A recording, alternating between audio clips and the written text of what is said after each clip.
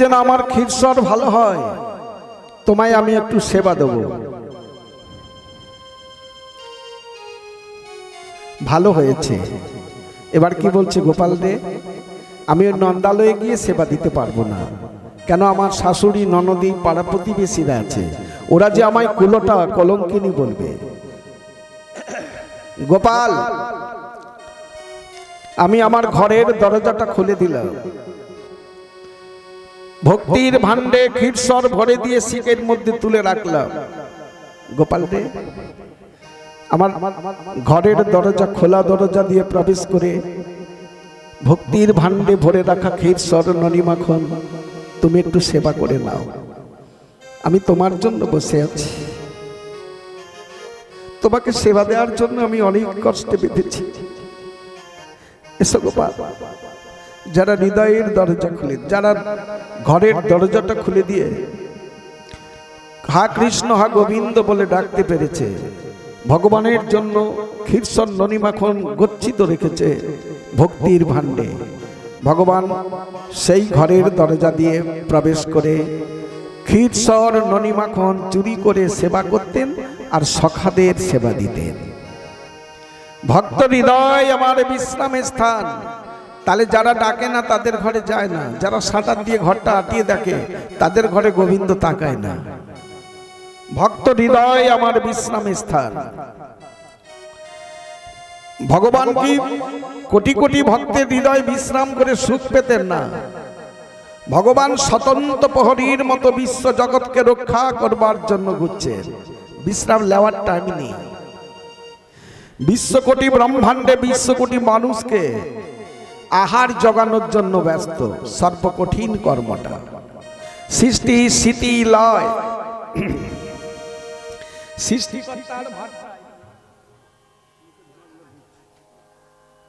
সৃষ্টিকর্তার ভারটা ব্রহ্মাকে দিয়ে দিলেন, হরণকর্তা দিলেন মহাদেবকে, স্মৃতি অর্থাৎ পালন করার ভারটা গোবিন্দ নিজে রেখেছেন।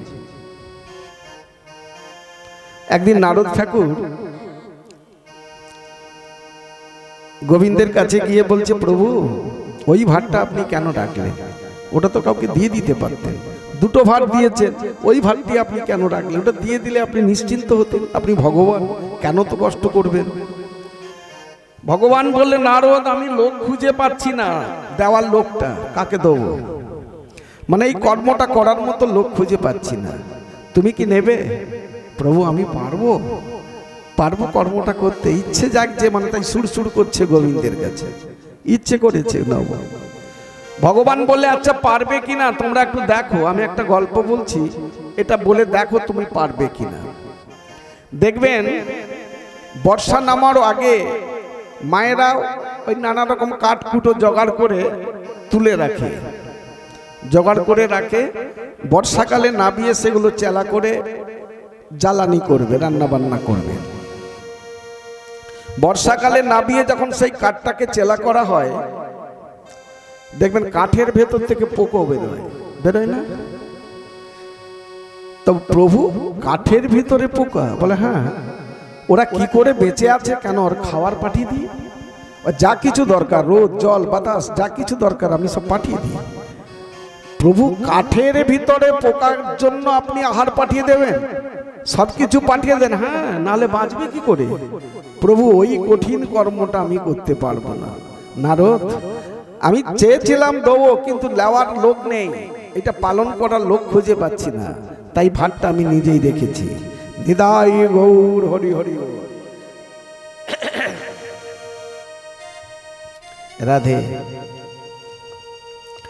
তাহলে ভক্ত হৃদয় বিশ্রাম করেন, সব ভক্তের হৃদয় মাঝে বিশ্রাম করতেন না। যারা আমার গোবিন্দের সেবা করতে করতে চোখের জলে ভেসে গোবিন্দকে ডাকতে পারে, কৃষ্ণ গোপাল, হে মাধব, আমার হৃদয়ের দরজাটা আমি খুলে দিলাম, হৃদয় মাঝে ভক্তির আসনটা পেতে দিলাম, তুমি ভক্তির আসনটা একটু এসে গ্রহণ করো। আমার মনকে তুলসী করে ভক্তিরূপ চন্দন মিশ্রণ করে নয়নের জল দিয়ে আমি তোমার রাঙা চরণটা ধৌত করে দেব। যারা চোখের জলে ভেসে গোবিন্দের জন্য ডাকতে পেরেছে, হৃদয়ের দরজা খুলে বসতে পেরেছে, পবিত্র ভগবান সেই ভক্তের হৃদয় দরজা দিয়ে প্রবেশ করে তার সেই ভক্তির আসনটা গ্রহণ করেন সেই ভক্তের কাছে সেবা নেওয়ার জন্য। নিতাই গৌর হরি হরি বল। সবার হৃদয় মাঝে গোবিন্দ আমার জান না।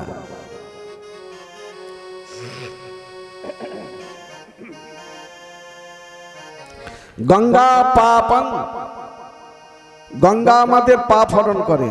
শশী তাপং, শশী বলতে চন্দ্র, চন্দ্র সূর্যের তাপ হরণ করে।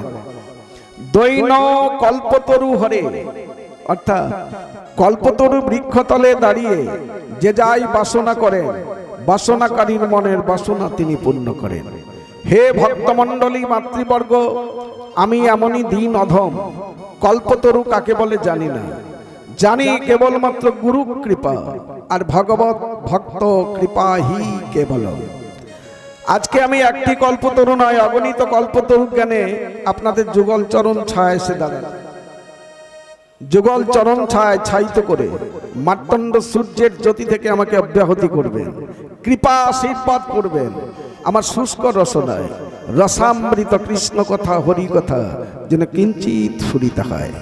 আজকের বাসরে আমি কাউকে ছোট বড় করে বিচার করব না, সবাইকে রাধা গোবিন্দজিউর চরণের দাস দাসী মনে করে, নিত্যানন্দ প্রভুর চরণের দাস দাসী মনে করে, পরমারাধ্য গুরুদেব দয়াল গৌর হরি, যিনি আমাদের অকুল সমুদ্রের কাণ্ডারী, যিনি আমাদের আধার ঘরের আলোকদাতা, যিনি আমাদের কীর্তন পথে হরি নামের দ্রষ্টা, সেই পরমারাধ্য গুরুদেব দয়াল গৌর হরির চরণের দাস দাসী মনে করে সবার যুগল চরণের এহেন দাস সদ্ভাগ্যে সবার চরণে জানাই আমার অনন্ত কোটি প্রণাম।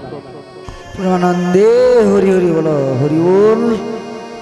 যিনি ভাগবতী কথা প্রবচন করবেন ওনার তো অনেক গুণের প্রয়োজন। অনেক গুণের মধ্যে প্রথম গুণটা হবে তিনি হবেন পণ্ডিত। পণ্ডিত কাহাকে বলা হয়? যারা অনেক পড়াশুনো করে অনেক উপাধি অনেক টাইটেল লাভ করেছে তাহাকেই পণ্ডিত বলা হয়। শাস্ত্র ওটা মানলেন না, একটা ছোট্ট সিদ্ধান্ত।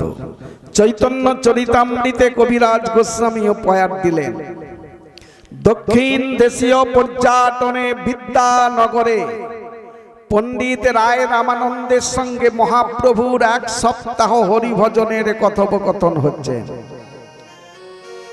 সর্বশেষ প্রভু বলেছিলেন, প্রভু কহে বিদ্যা মধ্যে কোন বিদ্যা জগ মধ্যে সার।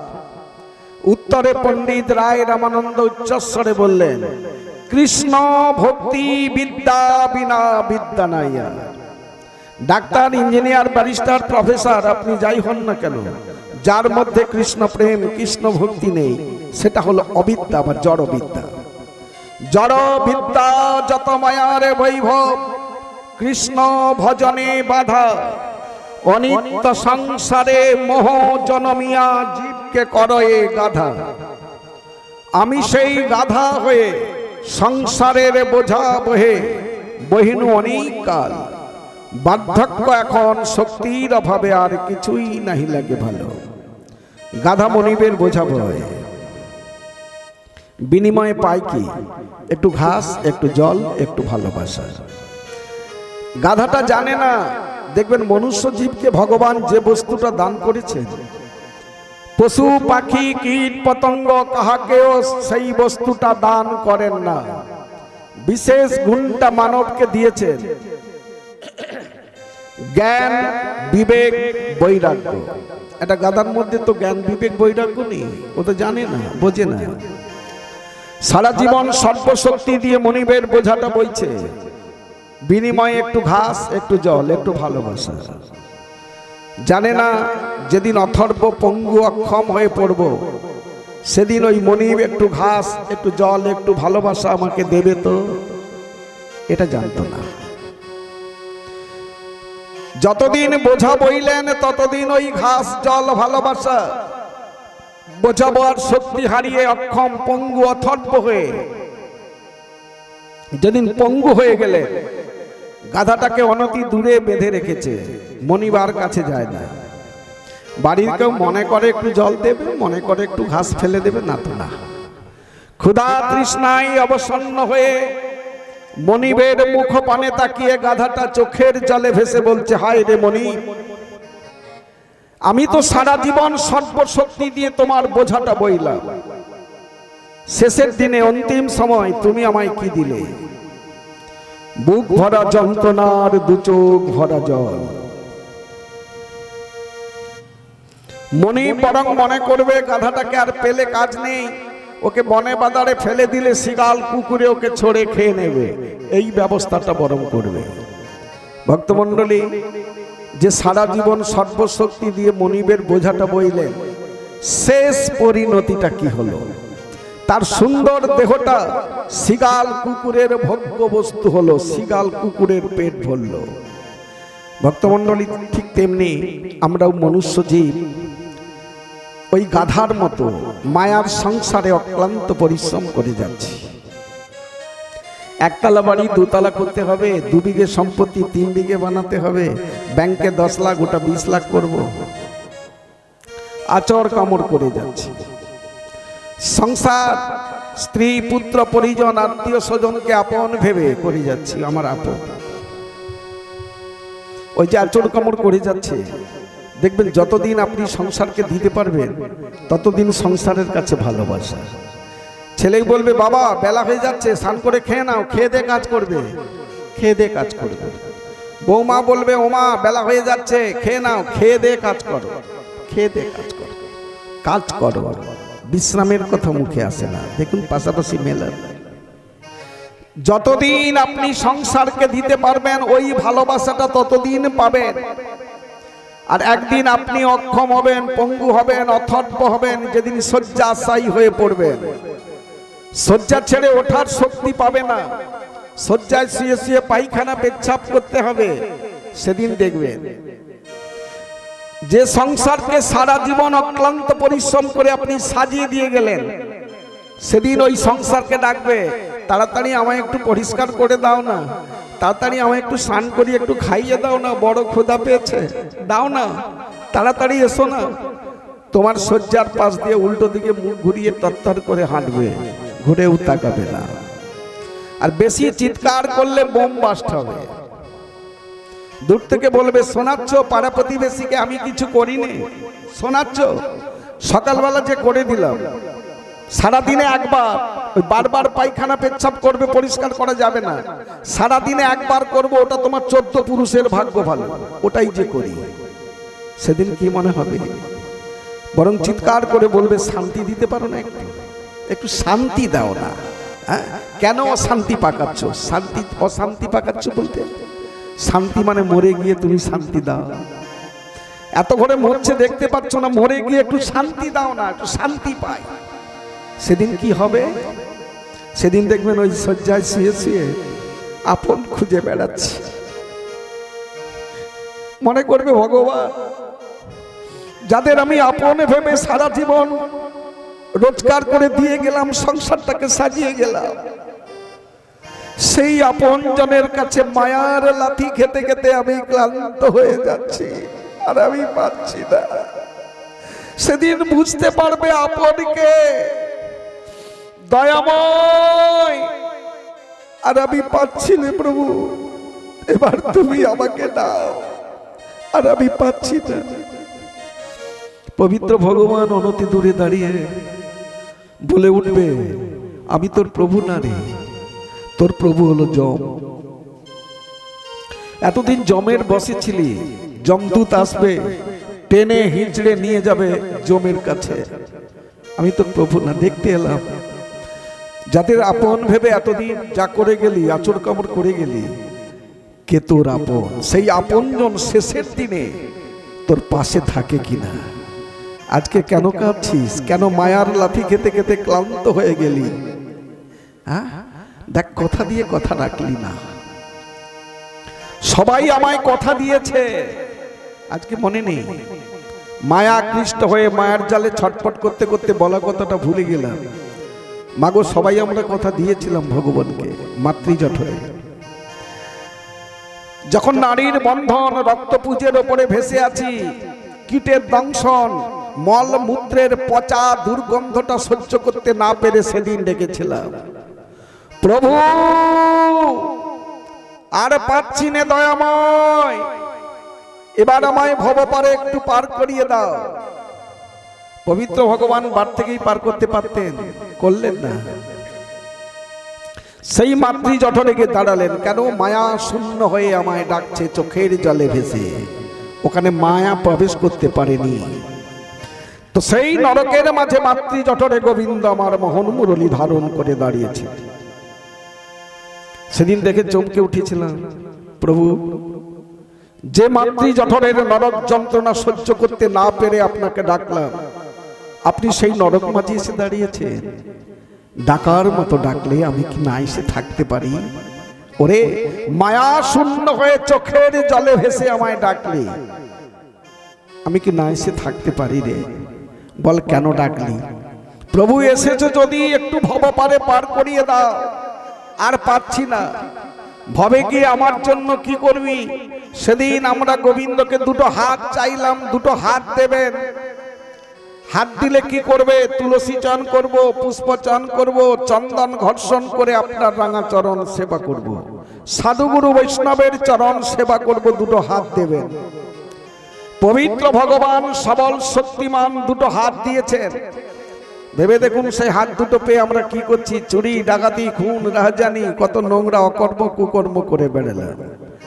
যে হাত দিয়ে গোবিন্দ সেবা করব, সাধুগুরু বৈষ্ণবের, সেই হাতটা মাগো মশা মারা পেছনে একটু জেলে দাও তো, নালে মশা খাবে।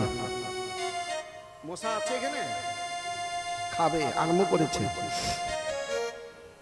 শোনো, ওই দাঁত দিয়ে দু একটা জেলে দাও। রাধে রাধে। শোনো, তাহলে বল, তাহলে আমরা সেবা করব, কিন্তু কি করছি? সেই হাত দুটো পেয়ে অন্যায়, অত্যাচার, নোংরা, অকর্ম কুকর্ম করে বেড়াচ্ছি। ভাগবত সিদ্ধান্ত দিলেন, যে হাতটা আমার সেবায় লাগলো না, সাধুগুরু বৈষ্ণব ভক্তের সেবায় লাগাতে পারলো না, ওই হাতটা জেতা মানুষের হাত না। সব শব্দের অর্থ হচ্ছে মোড়া, ওটা মোড়ার হাত। কেউ মারা গেলে যেমন হাতটা শিথিল হয়ে যায়, কোনো কাজে লাগে না, ওই মানুষটা বেঁচে থেকেও মোড়ার হাতের সমান। তাই তো আমার সেবায় লাগলো না, আমার সাধুগুরু বৈষ্ণব ভক্তের সেবায় লাগলো না। নিরাই গৌর হরি হরি ও। প্রভু গো বদন দেবেন, জোহাই একটু বাক শক্তি দেবেন। কি করবে? ভবে গিয়ে হরি নাম করব, কৃষ্ণ নাম করব, সাধুগুরু মহান্তের নাম করব। বদন দিয়েছেন, জোহাই বাক শক্তি দিয়েছেন। ভবে এসে আমরা কি করলাম? সেই বদনে অকথা কুকথা বলছি, নোংরা কথা বলে বেড়াচ্ছি। পবিত্র ভগবানের কথা বলার সময় নেই, সাধুগুরু মহান্তের কথা বলার সময় পেলাম না। প্রভু নয়ন দেবেন, কি করবে? তোমার রূপমাধুর্য দর্শন করব, তোমার রাঙা চরণ দুটো দর্শন করব, সাধুগুরু মহান্তের রূপমাধুর্য দর্শন করব। নয়ন দিয়েছেন, দৃষ্টিশক্তি দিয়েছেন। ভবে এসে মায়ায় আকৃষ্ট হয়ে সেই বলা কথাটা ভুলে বসে আছি। যে নয়নে ভগবানের রূপমাধুর্য দর্শন করব, সেই নয়ন দিয়ে নোংরা দর্শন করছি। যেদিকে নোংরামি হচ্ছে, ওই নোংরা দর্শন করছি, চোখ ডাব ডাব ডাব ডাব করে দিচ্ছে। ভগবানের অঙ্গে নয়ন পড়ে না। প্রভু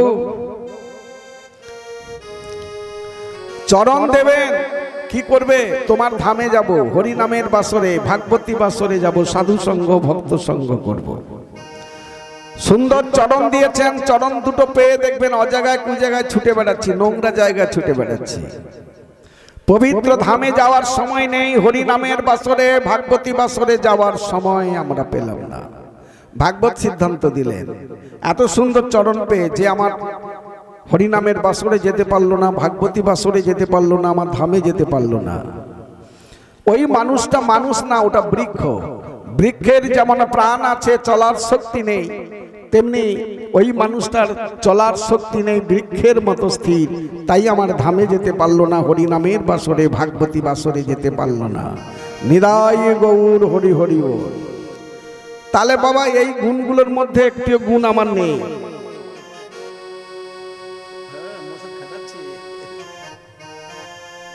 ওই নিচেই গেলে তো গায়ে লাগবে যে বাবা।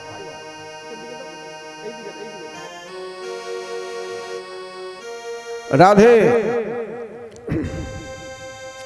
যিনি ভাগবতী কথা প্রবচন করবেন তার কণ্ঠস্বরটা হবে সুখ পাখির মতো।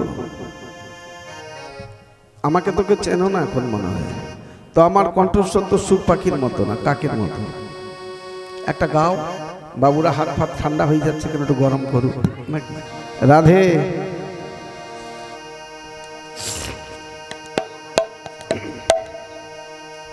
রাধে রাধে।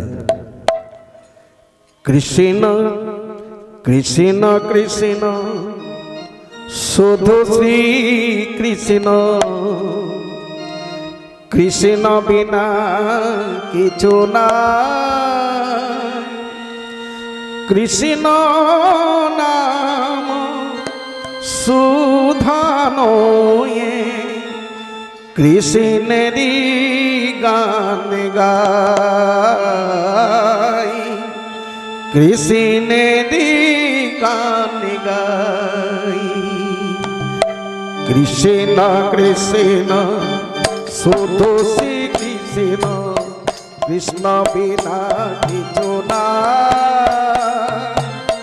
কৃষ্ণ নাম সুধানয়ে, কৃষ্ণেরই গান গাই, কৃষ্ণেরই গান গাই। নয়নে নয়নে কৃষ্ণ স্বরূপ, শয়নে স্বপনে হেরি। নিশীত চন্দ্রে প্রভাত সূর্যে, বাজিছে তারি বাঁশরি, বাজিছে তারি বাঁশরি। ধরে বাজা ধরে। নয়নে নয়নে কৃষ্ণ স্বরূপ, শয়নে স্বপনে হেরি। নিশীত চন্দ্রে প্রভাত সূর্যে, বাজিছে তারি বাঁশরি, বাজিছে তারি বাঁশরি। কৃষ্ণ কৃষ্ণ শুধু শ্রী কৃষ্ণ, কৃষ্ণ বিনা কিছু না। কৃষ্ণ নাম সুধানয়ে, কৃষ্ণেরই গান গাই, কৃষ্ণেরই গান গাই। গগনে গগনে কৃষ্ণ মূরতি, নয়নে নয়নে হেরি। শৈল চূড়াতে সাগর চলিলে, তুমি যে সংখ্যাহারি, তুমি যে সংখ্যাহারি। গগনে গগনে কৃষ্ণ মূরতি, নয়নে নয়নে হেরি।